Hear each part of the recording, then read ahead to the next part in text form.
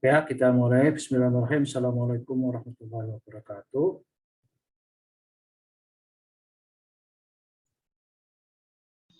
Waalaikumsalam warahmatullahi wabarakatuh. Waalaikumsalam warahmatullahi wabarakatuh. Ya, kita mulai kuliah kita ini dengan bersama-sama dalam bentuk berdoa ya. Berdoa mulai.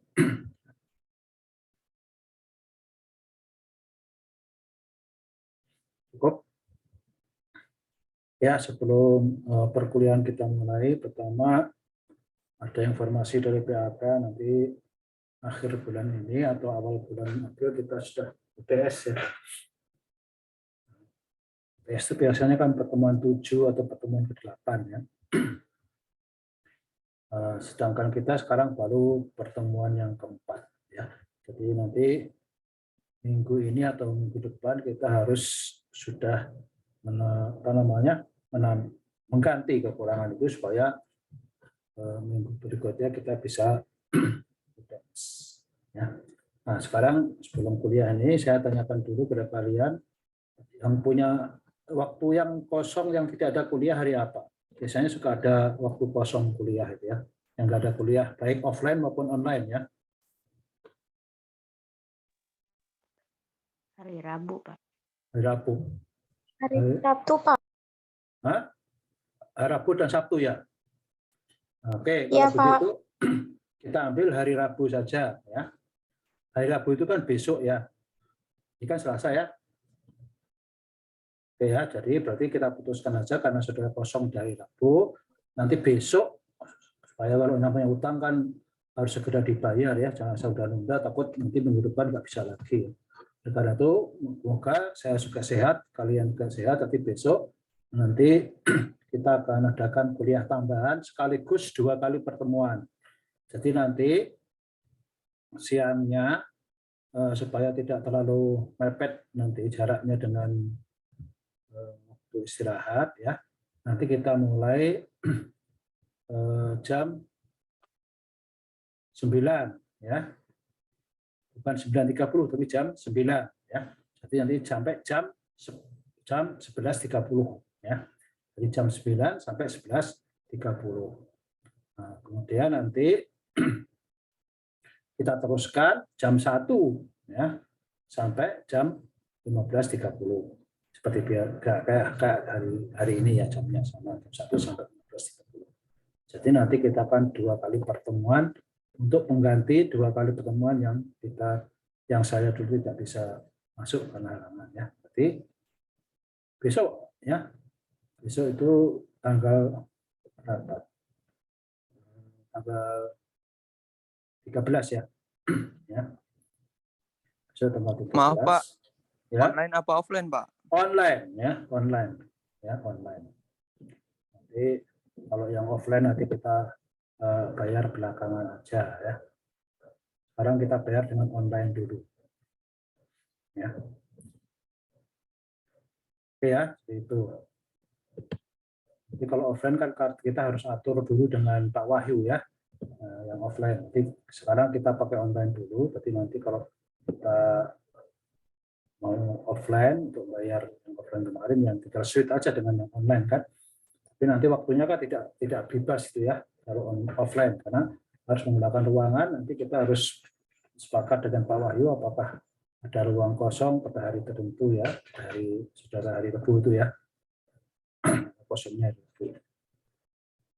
Oke, jadi itu kita sepakati itu dulu begitu. Nah, besok kita kuliah tambahan 2 kali pertemuan. Hati-hati karena ini 2 kali pertemuan sekaligus dalam 1 hari, dibayarkan nanti masuk ya. Oke, saya kira itu untuk kesepakatan kita. Nanti teman-temannya diberitahu ya, nanti kalau saya ingat saya tuliskan di apa? Saya umumkan di grup ya. Kalau enggak ya sudah umumkan sendiri, ini yang adminnya saya boleh kan umumkan kan di grup kan milik bersama. Jadi umumkan nanti di grup bahwa besok nanti kita kuliah tambahan. Oke, itu yang pertama. Yang kedua, berarti kita nanti kan ada UTS ya. Nah, UTS berarti kemarin informasi dari PHK itu kelihatannya belum dipastikan ya apakah akan diselenggarakan oleh PHK atau oleh dosen. Tapi biasanya sih kalau UTS diselenggarakan oleh dosen ya. Kalau diselenggarakan oleh dosen, kalau nanti diselenggarakan oleh PHK, syarat dan ketentuan mengenai ujian itu sama dengan ujian akhir ya. Seperti kemarin saudara ikut ujian akhir yang semester sebelumnya itu kan seperti itu. Syarat pertama itu nanti begitu untuk yang kalau diselenggarakan oleh dosen ya, ini kan yang biasanya pertama tadi kemarin sudah diumumkan oleh Pak Wahyu, diberitahukan bahwa mahasiswa yang boleh ikut UTS adalah yang sudah memiliki KSM. Ya, diperhatikan nih ya. Di KSM apa itu? Kartu studi mahasiswa ya. Nah, KSM itu nanti dikirim ke saya, difoto aja, fotonya kirimkan ke saya, ke Japri aja ya. Yang penting itu Japri ya. Jangan di grup sih boleh dikirim, tapi itu sebagai tambahan aja ya. Juga untuk cadangan nanti kirim ke email, takutnya nanti karena WA itu seringkali kan terbatas ya memori dan simpanannya ya, lama nyimpannya. Jadi dikirim Japri dan bukan atau ya, dan sebagai backupnya nanti dikirim ke email ya. Email saya itu Nama saya aja yang kecil, bambangpujoturopo@gmail.com ya. Jadi di situ dikirim aja supaya aman. Nanti sehingga kalau saya nyari di WA nggak ada, nanti bisa saya cari ke email. Tapi yang cari pertama kali di WA, karena nanti begitu ketemu di WA langsung saya kirim soal. Nanti soal itu akan dikirim kalau saudara sudah ngirim KSM. Makanya KSM harus dikirim sebelum ujian, yaitu kapan? Itu maksimum hari Minggu. Ya kan, kuliah kita ujian nanti sesuai dengan jadwal kuliah kan. Kalau sebagai dosen ya hari Selasa, berarti hari Minggu itu sudah kirim ke saya, sehingga saya bisa cek nanti. Saya cek nanti kan saya bisa kirim soal-soal. Itu yang kedua ya. Jadi syaratnya itu KSM ya. Terus jangan lupa, karena kalau saudara nggak ikut KSM, saya nggak kirimin soal nanti. Nah, kalau saudara belum memiliki KSM-nya sampai sekarang, silakan, dan mungkin sampai waktunya nggak bisa memiliki, kan ada apa ya, peluang untuk meminta KSM sementara ya.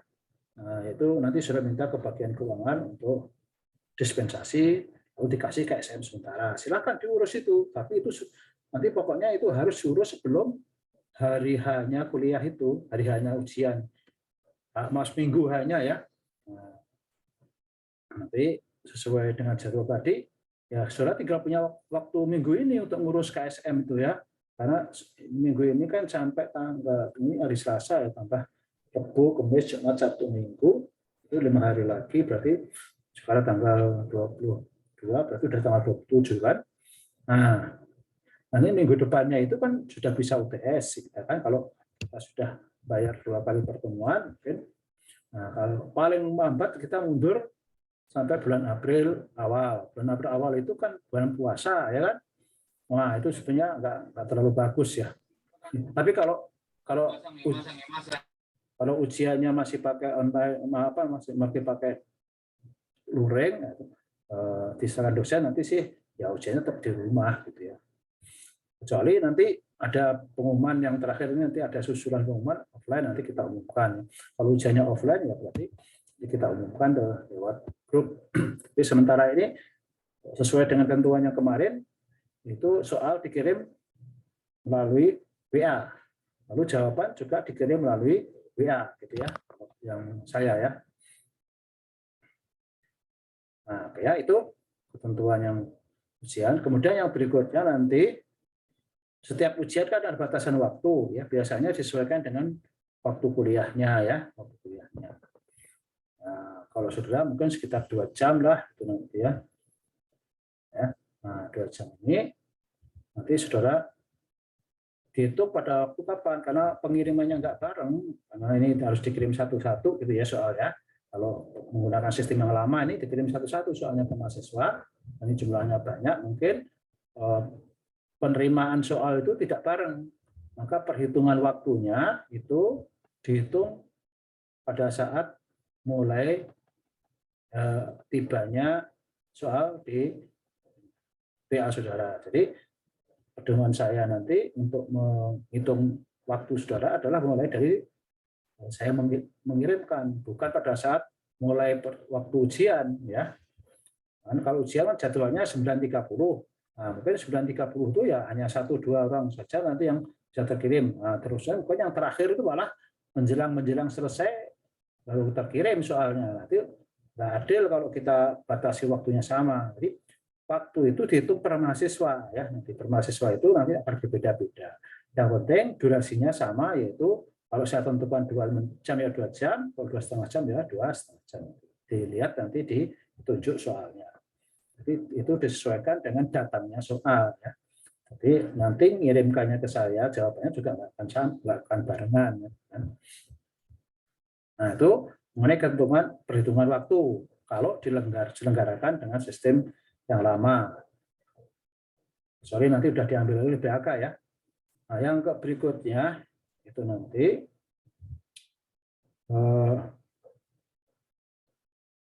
selain waktu dan KSM tadi, biasanya dalam UTS ini nanti permasalahan yang muncul adalah dosen juga nggak bisa memeriksa sekaligus, ya.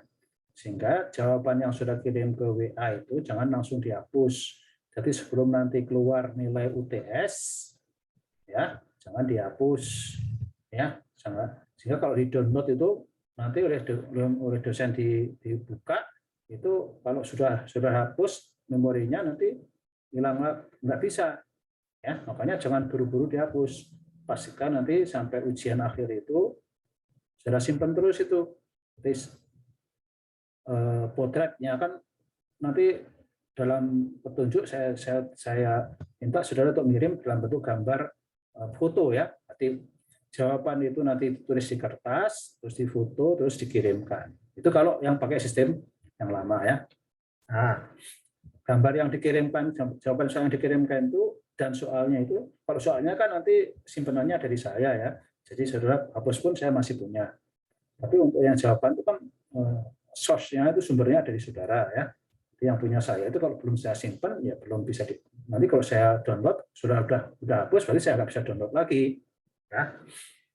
Sedangkan dosen ini karena banyaknya kelas, seperti saya kan ada 4 kelas ini, ya. Nah, jadi banyak mahasiswa yang harus di download itu kan, itu butuh waktu, ya. Bisa berhari-hari kadang-kadang, kan. Ya. Nah, jadi nanti jangan mudah hapus, disimpan aja. Lalu tadi untuk kemungkinan supaya enggak hilang, karena saya udah punya memori Google emailnya itu lumayan besar, jadi saudara boleh kirim ke email sebagai backup. Jadi setelah pertama kirim dulu dengan ke WA, ya, potret itu, baru kemudian dikirim ke email, ya. Nah, di email itu nanti sebagai backup, ya, sebagai backup. Yang saya koreksi tetap yang ada pedomannya yang ada di WA, ya. Kalau dari WA nggak ada, baru saya nyari ke email. Nah, jadi itu yang pemberitahuan yang berikutnya mengenai persoalan teknis untuk UTS, ya, supaya nanti jangan sampai ada kesalahan teknis, ya. Nah, itu kemudian cakupan materinya yang digunakan untuk UTS apa, ya? Yang saya sampaikan nanti, ya, sampai pertemuan yang besok itu, ya, itu baru kan pertemuan ke-6, ya. Nah, ya, itu minimal itu, ya, sampai ke-6. Atau pertemuan kalau saya selenggarakan di April berarti sampai pertemuan ke-7. Jadi tergantung dari diselenggarakan UTS-nya kapan. Nah, kalau UTS-nya saya umumkan nanti minggu depan itu sudah UTS, ya berarti sampai pertemuan ke-6 materinya. Ya. Nah, tapi kalau yang saya diumumkan nanti pertemuan ke-8 baru UTS, berarti sampai pertemuan ke-7. Nah, pedomannya ya tadi sudah saya jelaskan, nanti referensi utamanya sudah saya jelaskan, ini adalah referensi utama yang kedua, ya. Yang pertama itu adalah etika hukum, yang kemarin etika bisnis, ya. Nah, insya Allah itu nanti minggu ini saya selesaikan untuk diktat etika bisnisnya. Kalau yang pengantar aspek hukum ekonomi ini, yang ini buku ini sudah jadi dan ini sudah bisa, kalau sudah ada yang berminat bisa membelinya melalui Google Playbooks, ya. Pakai Google Playbook, saudara kalau punya gadget, ya, bisa ke Play Store, saudara bisa ke Playbooks. Nanti buku ini sudah dijual di sana, ya. Kalau ada yang mau membeli langsung dari Google, ya. Nah, nanti kalau mau membeli langsung dari saya itu ada saudara harus setting dulu, ya. Harus setting dulu karena itu beda harga juga, beda cara, ya. Karena kalau di Google Play itu saudara kalau membeli memang untuk bab 1, 2 itu biasanya bisa dibaca, ya, gratis, ya. Bab 1, 2 bisa gratis karena itu sebagai preview namanya. Nah, tapi kalau bab-bab berikutnya nggak bisa lagi dibaca gratis biasanya, karena hanya 30% yang bisa dibaca gratis itu keuntungannya kalau saudara membeli mau pakai playbook yang ada, pakai playbook, ya, dikasih gratisan sekitar 30% untuk dibaca. Ya. Nah, itu manfaatkan kalau saudara memang mau membaca itu ya silahkan. Tapi kalau saudara terus membacanya, ya Google nggak akan memperbolehkan. Nanti saudara harus bayar dulu, bayarnya biasanya melalui transfer atau melalui kartu kredit atau biasa melalui transfer, baru nanti dikirim, saudara bisa download. Ya. Nah, yang dalam bentuk e-books ya. Nah, kalau saudara pengen buku yang tercetak, ya buku ini yang edisi ini memang yang edisi e-book ini belum dicetak ya. Nah, yang dicetak itu yang edisi yang lama, yang sebelumnya ya. Ya, isinya memang dia lebih cakupannya lebih kompleks. Kalau buku saya yang lama itu, jadi materi aspek hukum bisnis itu sudah ada dalam satu buku. Ya. Nah, kalau yang pakai e-book ini nanti ada menjadi beberapa jilid karena isinya dia lebih detail gitu ya. Nah, kalau yang dicetak itu buku saya yang lama yang dicetak itu yang edisi sebelumnya itu beberapa jilid dari buku e-book itu digabungkan jadi satu. Sehingga bukunya agak tebal ya. Nah, walaupun buku yang sekarang ini pun ini juga tebal, ini 250 halaman nanti yang seri keduanya juga sekitar sampai sama sehingga lebih dari 500 halaman ya. Sedangkan buku saya yang dicetak itu ada sekitar 400 halaman ya, lebih ya. Nah, kalau sudah mau beli masih ada buku itu nanti dicetakannya di Budini. Ya, sudah boleh kalau mau beli cetakannya ada yang di Budini. Ya. Harga buku itu masih pakai harga yang lama, saya lupa ya berapa harganya itu ya. Nah, tapi itu masih pakai harga yang lama ya. Kalau harga yang baru sekarang sudah di atas 100.000 buku cetakan itu ya. Tapi kalau harga yang lama masih lebih murah gitu ya. Harga yang lama itu harga yang saya cetak sebelum COVID itu ya. Nah, ini harganya masih lumayan lebih murah. Ya. Tapi kalau yang dicetak sekarang itu sudah di atas 100.000. Kalau memang lebih murah e-book iya, lebih murah e-book daripada cetakannya ya. Kalau cetakannya kan biaya cetaknya lebih mahal. Makanya nanti kalau sudah beli e-book boleh nyetak sendiri untuk kepentingan sendiri, boleh ya. Tidak boleh dijual atau dikasihkan dibagi ke yang lain, boleh, itu larang. Itu namanya saudara mencuri karya hak cipta ya. Jadi kalau saudara sudah beli buku e-book itu berarti nggak boleh dibagi-bagi ke teman-temannya, walaupun sudah bagi tanpa menjual gratis, itu nggak boleh. Itu sama dengan saudara mencuri barang saudara kasih ke orang lain. Nah, yang saudara boleh ada saudara ketika beli e-book dipakai untuk diri sendiri, dan kalau mau dicetak nah, saya izinkan, tapi dicetak untuk diri sendiri. Nah, kalau di bisnis yang benar yang di Google itu malah nggak boleh dicetak ya. Tapi saudara kalau nanti beli yang dari saya itu e-booknya yang langsung, karena saya langsung ke penerbitnya bukan melalui Google, nanti boleh dicetak sendiri untuk kepentingan sendiri. Memang biayanya cetak ya lebih mahal otomatis ya. Oke, jadi itu kalau saudara mau menggunakan buku saya. Apa boleh menggunakan buku yang lainnya? Silakan aja. Tapi dalam rangka proses belajar mengajar dan ujian ini kita punya pedoman kan, harus ada referensi yang satu gitu ya. Karena kalau masing-masing nanti kalian memilih buku yang beda-beda, itu masing-masing buku mungkin isinya berbeda-beda. Sekarang untuk ujian dan materi kuliah ini acuannya ya, bukan berarti tidak boleh membaca buku yang lain. Acuannya pokoknya wajibnya itu adalah buku saya. Ya. Nah ini kalau e-book ini yang seri pertama ya, seri pertama nanti ada 2 jilid ya, jilid kedua ya. Oke, itu mengenai referensi. Jadi nanti mekanisme bagaimana? Saudara kalau mau sebelum UTS ya, kalau punya buku ya baca dulu itu ya. Di perpustakaan ada nggak buku saya itu? Ada, tapi buku yang lama, buku yang cetakan pertama ya. Karena saya mencetak aspek hukum ini ada beberapa tahapan.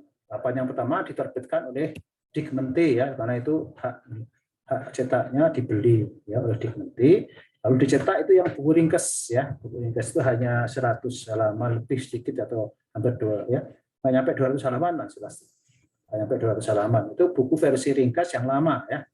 Otomatis itu materinya memang beberapa sudah ada mengalami perubahan di buku yang berikutnya, yang buku berikutnya itu yang sekarang sudah saya cetak, yang sisanya masih ada ya. Nah, terus yang sekarang ini yang e-book ini, yang seri Eksistensial Hukum Ekonomi ini versi yang terbarunya, otomatis ada pembaruan, ada perbedaan isi ya. Nah, itu perbedaannya siapa? Lebih detail ya, dan undang-undang yang dipakai referensinya lebih baru. Itu bedanya seperti itu aja. Tapi cakupan materinya sih sama ya. Tapi beda ada lebih mengikuti perkembangan karena edisi yang terbaru. Jadi kalau nanti saudara bisa pinjam dari teman saudara yang punya ya buku yang lama ya itu bisa dipakai, tapi saudara harus hati-hati karena saudara mengikuti kuliah nanti ada ikutin di berita di website, cari itu apakah sudah ada perubahan-perubahan di dalam konten referensinya ya. Nah, buku hukum bisnis itu sering kali berubah ya, harus mengikuti perkembangan. Oke ya, jadi itu mulai referensi. Jadi saran saya adalah harus dibaca. Karena walaupun sudah dikasih waktu 2 jam nanti dengan soal yang ada itu, kalau memang sifatnya kan kalau ujian seperti ini kan bebas ya, open book, bahkan saudara bisa nyari jawaban di mana saja ya. Tapi dibatasi oleh waktu. Ya, nah dibatasi oleh waktu. Karena kalau saudara tidak kasih waktu nanti bisa 100% betul semua nanti kan. Makanya ujian ini limit waktunya dibatasi dengan ketat. Makanya nanti kalau saudara yang terlambat, ya saya nggak koreksi. Saudara harus ikutin ujian susulan lagi nanti kan. Nah, bersama yang lain yang belum ikut ujian karena halangan. Nah, jadi nggak dihitung itu nanti kalau terlambat. Nah, makanya jangan sampai mengumpulkannya itu terlambat sesuai dengan batasan waktu yang telah disediakan. Ya, nah ini hati-hati ya, benar-benar akan diterapkan karena kalau nggak diterapkan nanti orang bisa nyari sumber referensi dalam waktu yang nggak terbatas, semuanya ujiannya sekarang lalu besok baru dikumpulkan. Wah, itu enak tuh. Nah, itu jatahnya siapa saja itu karena bebas.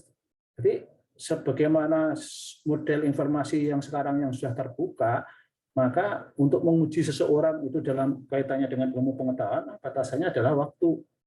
Maka ujian seperti ini pun dibatasi oleh waktu saja ya. Karena referensinya bisa bebas, maksudnya sudah bisa tanya siapa saja, bisa membuka buku dalam waktu berapa lama. Makanya syaratnya supaya saudara bisa menjawab pertanyaan-pertanyaan yang ada di buku itu ya saudara harus ikutin kuliah saya ini.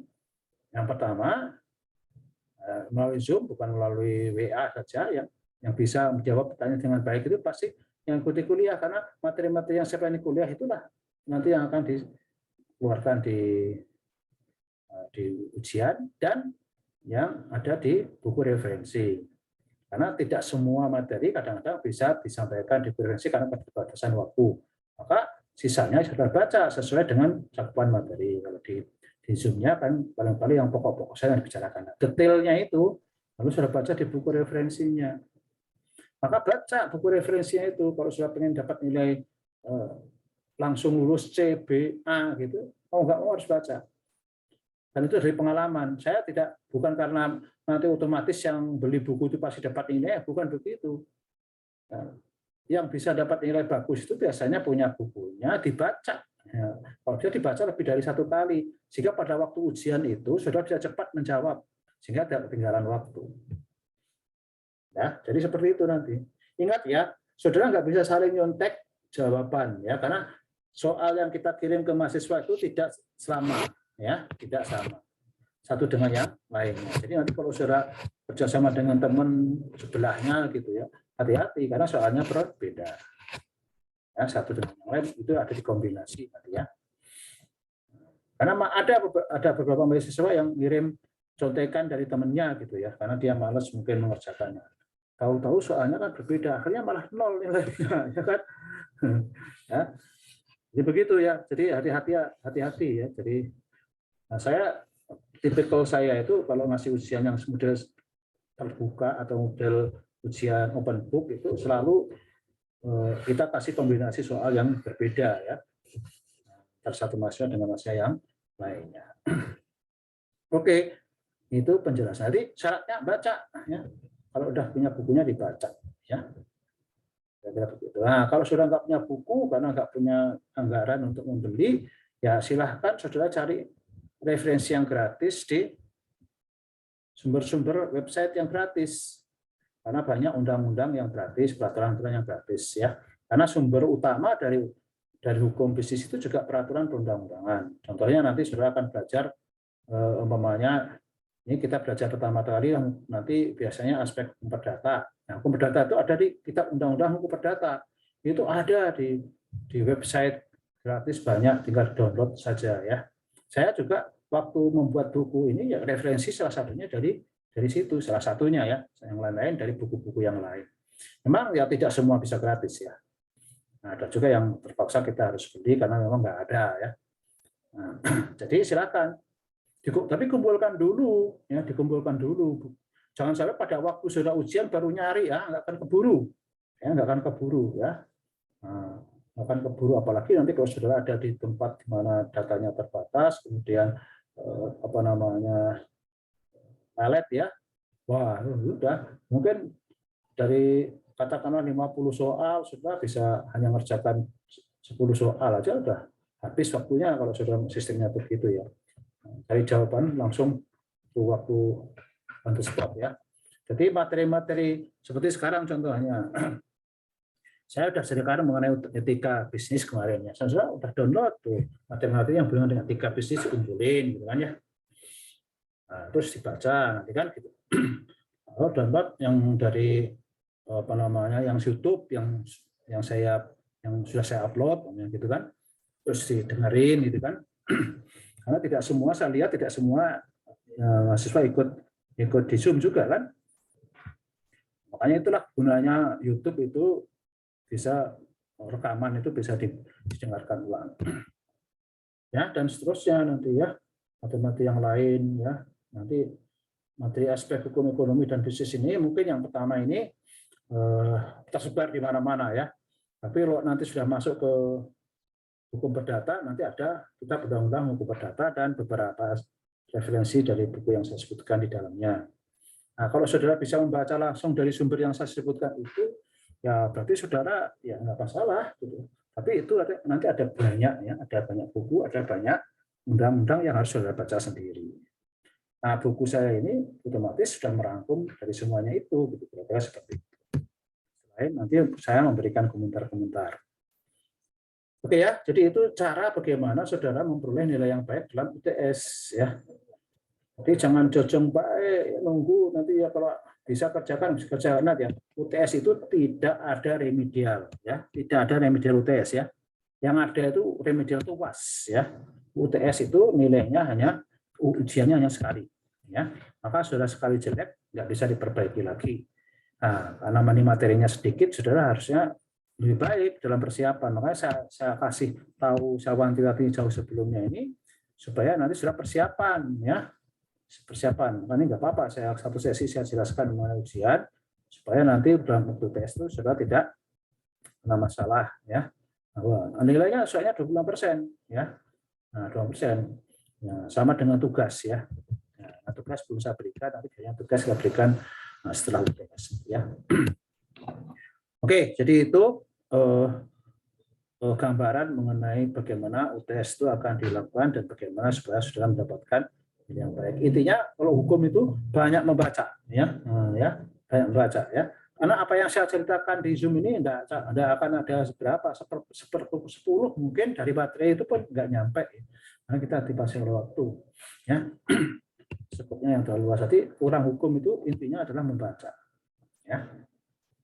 Oke, itu penjelasan singkat mengenai bagaimana prosedur dan tata cara ujian karena saudara baru mungkin ujian dengan saya yang pertama kali, supaya saudara tahu mekanisme seperti apa. Kita masih punya waktu sekitar 2 menit di sesi yang pertama ini.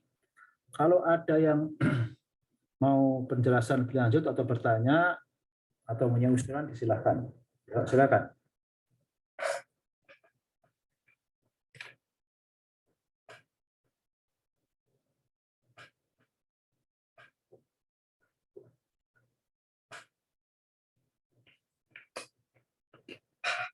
Ada yang bertanya? Nah, ini yang hadir 27 orang ya. Sedikit saya mau print screen dulu sebelum kita keluar dari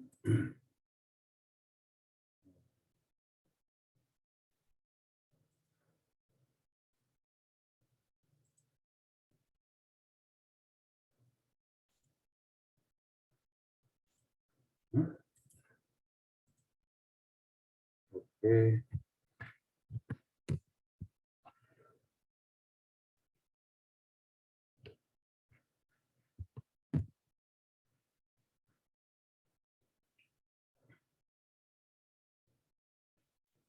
Oke, nanti kalau sudah terputus bunganya nanti masuk lagi untuk masuk ke sesi yang kedua. Sesi pertama ini ada 28 orang yang hadir ya.